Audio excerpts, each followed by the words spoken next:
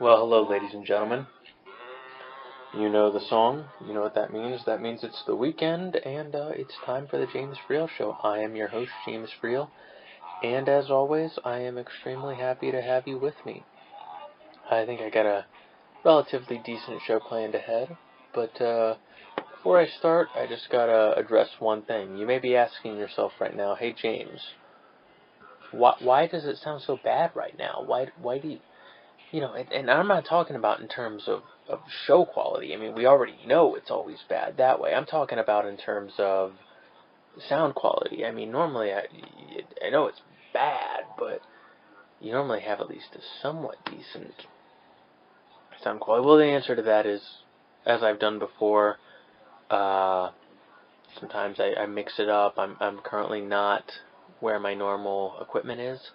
So I'm doing the bootleg version of this show. I am away, and I gotta use the little handheld tape recorder.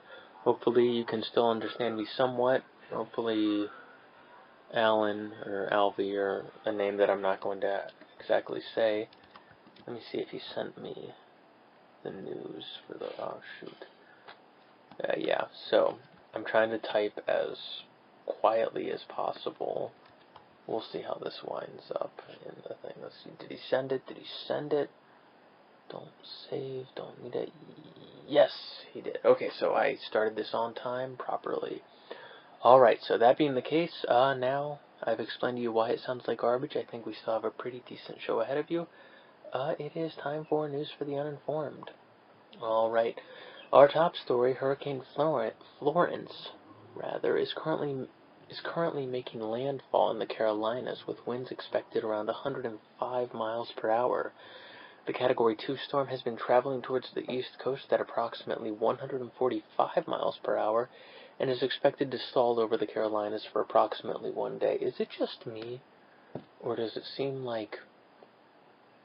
kind of seem like a lot of hurricanes tend to always hit on weekends? They seem to give that courtesy. I'll give you the weekend off. Maybe that's just me, but I do not like seeing a tragedy like this. It's of course, but I do enjoy seeing the news coverage. I'm just fascinated by it, not by the aftermath by it, but just the incredible nature of how big a hurricane is, and how one the size of the Gulf of Mexico is. Anyway, this is still News for the Uninformed. This isn't the rambling section. In sports, a tennis official found himself in the center of a storm after his officiating of the match between Serena Williams and Naomi Osaka. See, maybe I got it right. Serena Williams accused the officiator of sexism after she was docked a game for receiving 3 code violations. First, she was warned after her coach was seen communicating with her via hand gestures, and then she was docked after smashing her racket. She accused him of sexism. I don't know. Maybe there's more to that. I don't want to dive into that. That sounds like a powder keg of a story. And in pop culture, Alabama's Roy Moore is suing over an embarrassing appearance on the Sacha Baron Cohen series Who is America. The former Alabama Senate candidate Roy Moore has filed a $95 million defamation suit against comedian Sacha Baron Cohen, who pranked Moore on his television show by posing as an Israeli intelligence officer with an electronic device that said it could detect pedophiles. Alright, I gotta talk to Alvy about that. That seems more like a politics thing than it does a pop culture thing. I mean, you know me, I'm always here talking about politics, but I try to keep it off, because the main reason I want someone to listen to this, and whenever someone tries to sneak in something like that. I was actually watching a YouTube video today, and it was by someone who has a better following than I do, but it's still not huge, and I'm like, wow, that guy's making ranks. But of course, I don't want to be seen as a YouTuber. I want to be seen as a podcaster. But as I've already mentioned, I don't want to have to pay to distribute this, because if it's any good, it will be found here. I'm confident that will be the case. So what's the point of paying for it? I mean, I don't think that whether or not this podcast succeeds is dependent on whether or not it's on a proper platform. If it's worth listening to, someone will listen to it. I don't think I've had any views though in the past 3, and that's probably deserved. I probably deserve that. I mean, mostly because it is in fact a garbage podcast. So why would someone listen to it? Man, I cannot do one show without the self-deprecation. I am doing this show post a work outing, and you're probably not interested in that. I haven't even touched the rambling section, but it looks like we're already starting that. I had just gone out. Work they have this funny thing where they call it a security meeting, and they make the joke that this meeting's all about security, but really it's just a social gathering at a bar or someplace nice. And I had a decent time. I always get a little stressed out whenever I mix alcohol with professional. I know I've mentioned I Love the Onion before, and they had this great article. It was drinks after our drinks enters its 4th grueling minute. And I think that's pretty true, because it can be extremely painful. It's like, oh boy, I gotta talk to these people. My special lady friend and I, we showed up, and there was nowhere for us to sit.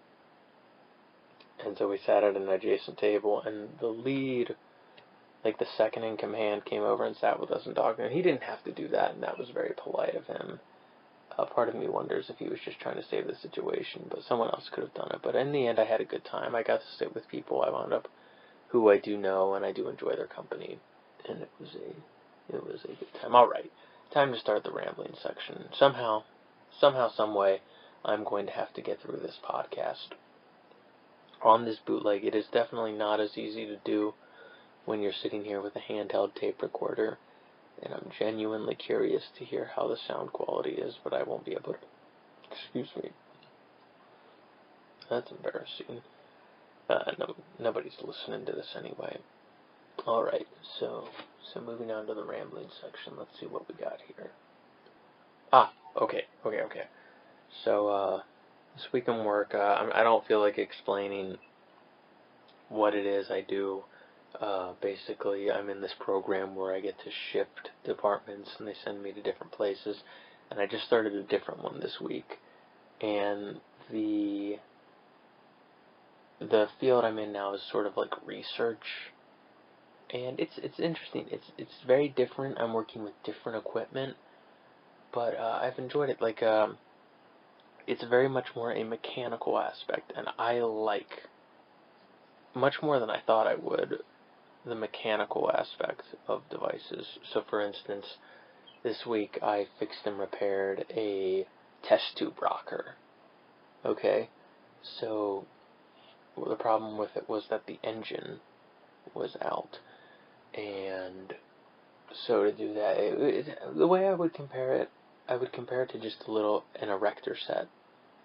But it's kind of cool because it's like, oh, this actually gets used for important stuff though. So that's a bonus. And I got an opportunity to overcome my fear of talking on the phone with people. Because I don't...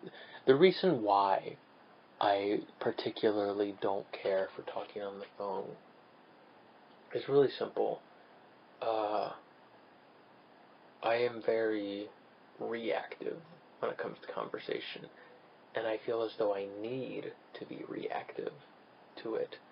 And how that manifests itself is by me picking up on visual cues as well as vocal cues. But when you're on the phone, 50% of what I can react to is taken away. So I don't know. I'm kind of half blind. It's like, oh, my left engine is out. I don't know. I'm trying to make a Star Wars analogy there. But regardless, that's why I don't care for talking on the phone. But once you get past it and realize, hey, this is just a professional setting, you know, they don't want to talk to me any more than I want to talk to them. They're wanting to take the path of least resistance just as much as I am. They don't want an awkward situation. I'm calling them really as a customer, so they need to really treat us right. Otherwise, we're going to drop them as a vendor. So it works out well that way. in that respect. One thing I did see working in a research department is research on animals. And I know I previously said during the news section that I like to avoid controversy when it comes to this show. But I saw some pretty rough things being done to animals, and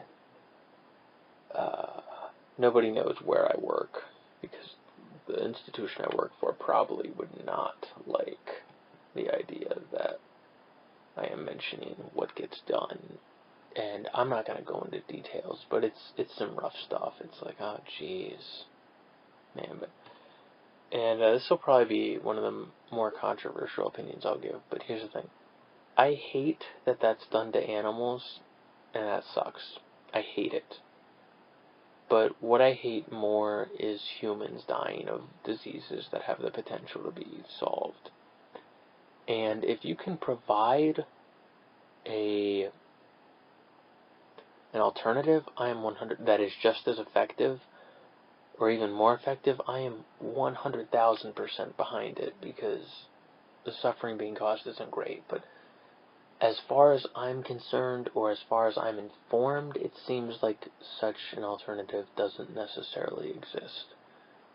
So for that, I am okay with what is being done. That doesn't mean I like it. And the older I get, the more I start to realize that there really never is a good decision.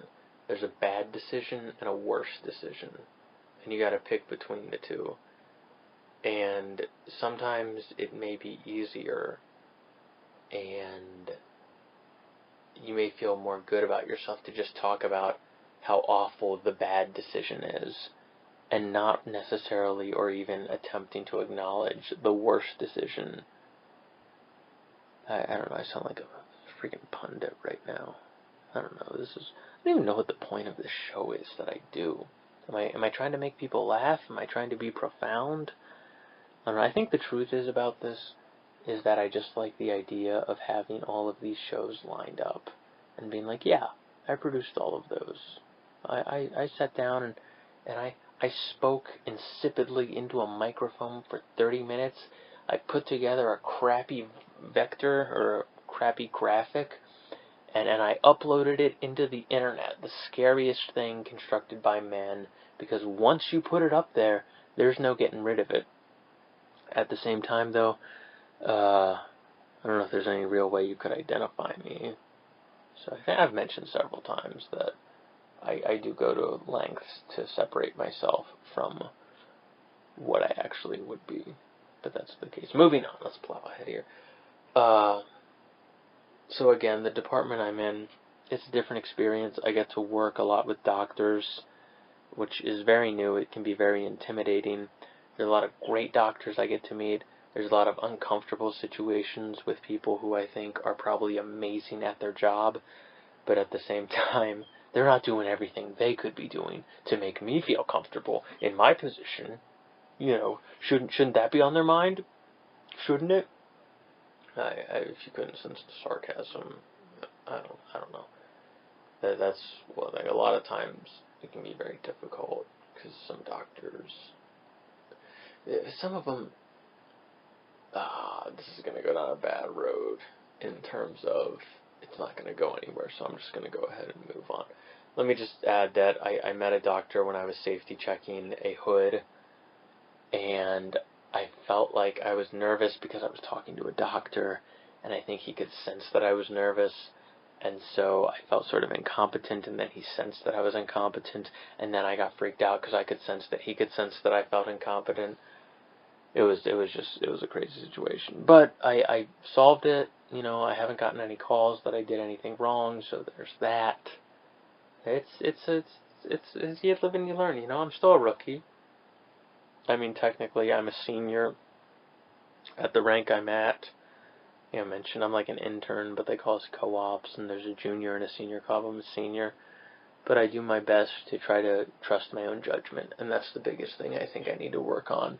I think the first co-op that I did, I was focused on just conducting myself properly in the professional setting.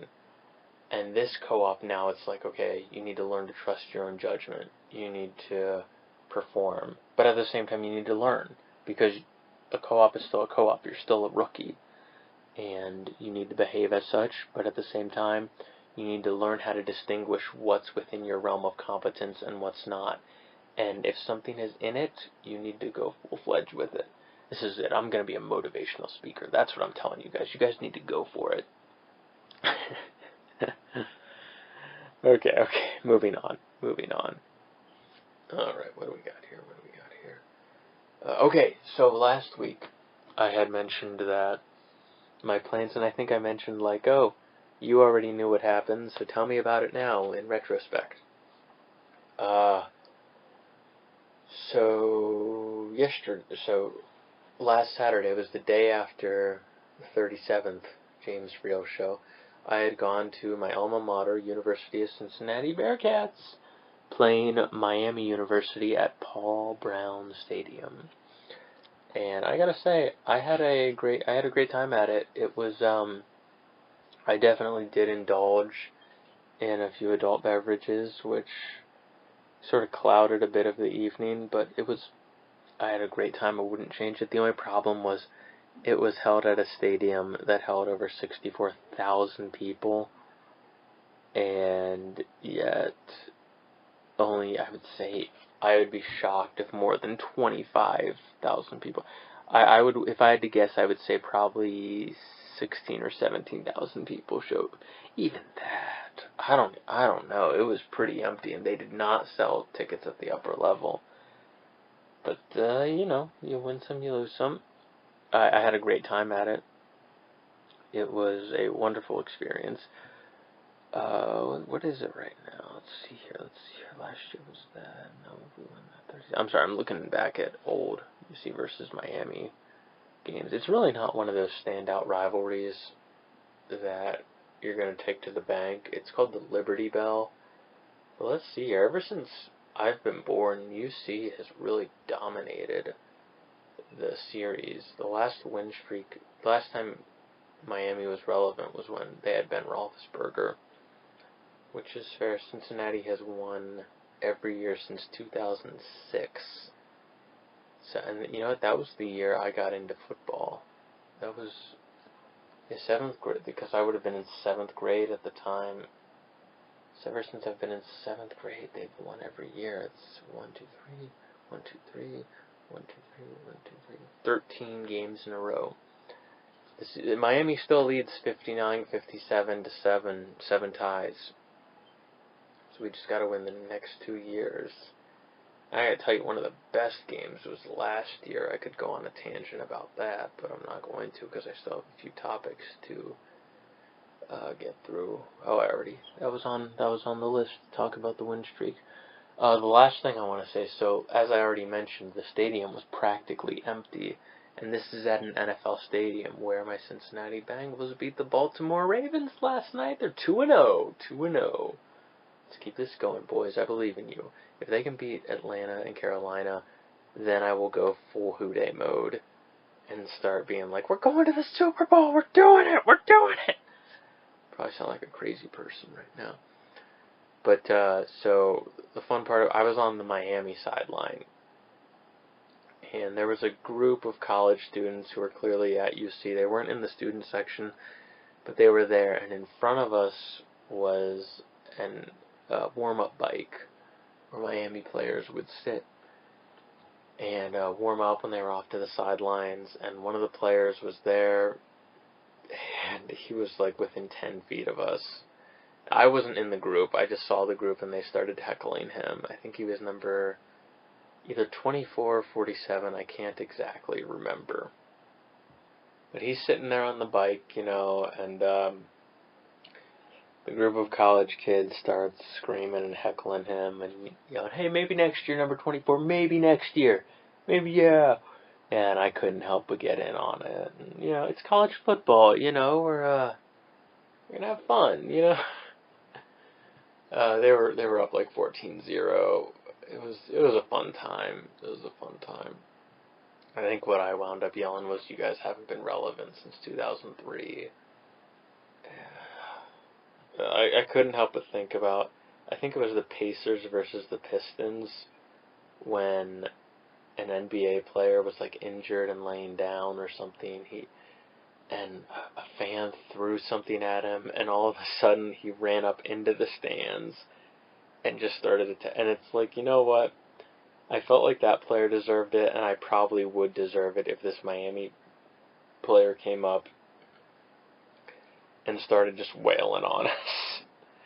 Yeah, if we pushed him that far to where, if he is a normal human being without an anger issue and he comes up and does that, he's probably not in the wrong.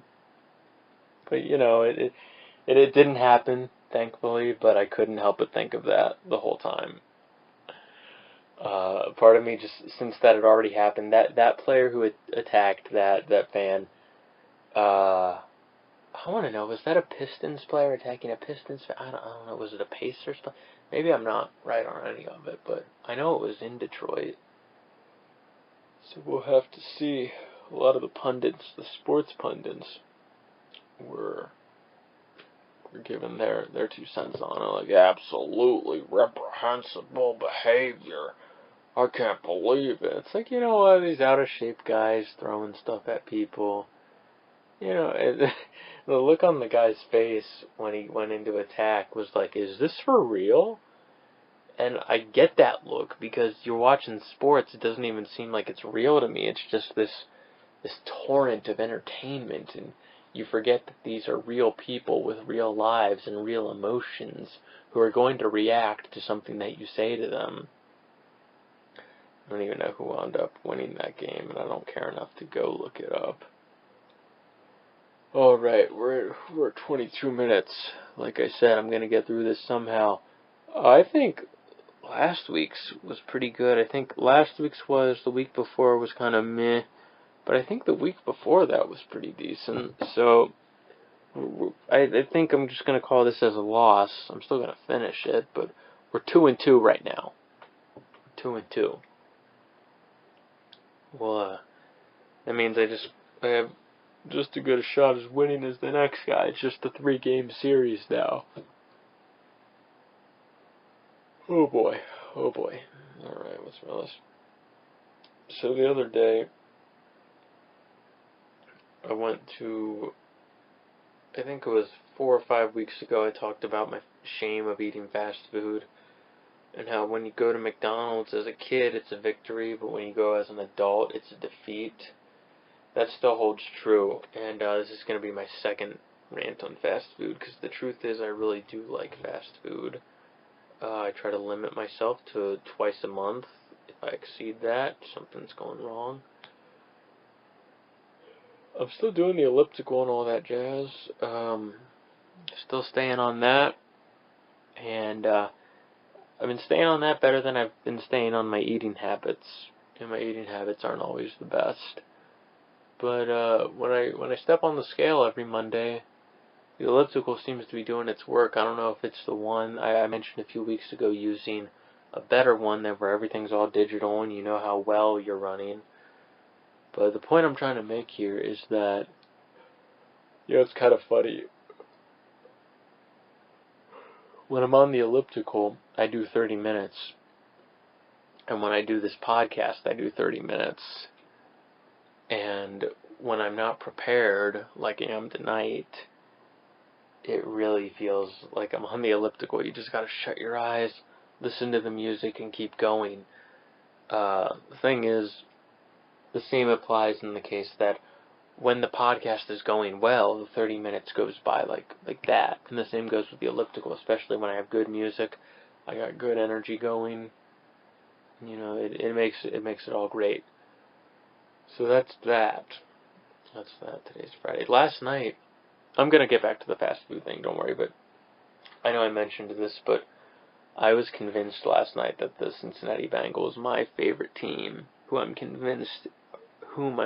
don't know what the rule is on who versus whom, but I'm convinced that they will be moving once their lease is up excuse me. Hey James, you know they invented a pause button. You don't have to yawn every time.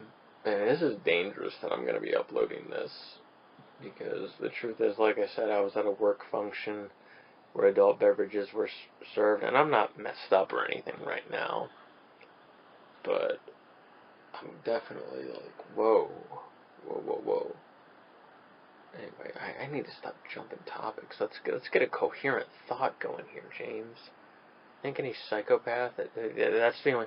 You think? Jeez, now this is slowly going off the rails, and I'm so close to the finish line. Let me just get back to what I was going to say. I was very convinced the Cincinnati Bengals were going to blow it last night, and I'm very happy they didn't, because if they did not build up the kind of lead that they did last night, then it wasn't going to happen. It just wasn't. Although, well, yeah, it wouldn't, because they scored 23. I think the first two games ended 34-23, which that's awesome. Cincinnati Bengals are 2-0. 2-0. Let's keep this going. If they can beat Atlanta and Carolina, I'm pretty sure I already said this earlier, but then I will be on that bandwagon. I will be on it. Let's see if they can get out of the playoffs. The thing is, even if they get out of the playoffs, I keep thinking, I kind of enjoy being able to complain about how my team has the longest streak of not winning a playoff out of any other team. And it's like, okay, fine, they win a wild card game and then they lose the next game.